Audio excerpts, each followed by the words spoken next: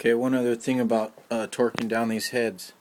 Okay, these studs, you got two in the front, two in the back. Okay, these are the original ones. I went and got new washers that are made in USA. They're super hard. You want these washers to be hard. Way to test them out is you take a dike, like some dikes like these, and you put the washer, and you squeeze them, and if it leaves a mark, then basically they're too soft. You need some really good hard washers because you want these torqued down right spec. These threads, okay, when I pulled these out, they were all nasty, had carbon all on them, so I cleaned them all up. The brush, I use this little tool. It's got this little. I get inside the threads with the edge right there, the little teeth, and I just get all the carbon out of them.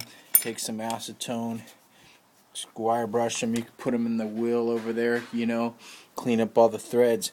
Okay, and when you drop them in to test them without the washer. So you drop it in, and then you bottom it out. You want to make sure it bottoms out, because if it doesn't bottom out, if it just stops, and there's some stuff in there making it stop, some crud, carbon, or whatever. It could be anything, and you go and put the washer. You just throw the washer on there, and you throw it on there, and you go to torque it. You might get a torque, whatever, foot-pounds or inch-pounds or whatever, and you think it's all good and it's all torque, but really it didn't, because you got to bottom them out first. Make sure they go all the way down, so then when you do put the washer, it's gonna do its job, and this head's gonna be on there good. So you got the one down in there, and then this is the four, so there's five. So, and then I got the same washers for under this hardware too, really hard washers, so the torques are gonna come out really good. Also with these, I was saying, use some vice grips or channel locks. They get boogered up when you do that. And then sometimes shavings come off.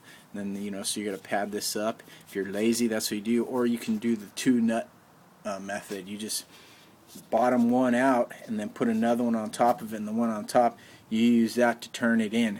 That should work most of the time, but if it doesn't, then you're going to have to get some, vice grips or some channel locks, and then they're going to end up looking like that afterwards, after you're done, because all the teeth. But it doesn't matter. Once the rocker box on there, no one's going to see that, and it doesn't affect really much or anything. So but yeah, that's the other way to do it. They sell specific tools that don't mar up the stuff, like stud installing tools, but I don't have one, so it's either the two nuts on top method or some vice grips, channel locks, or whatever.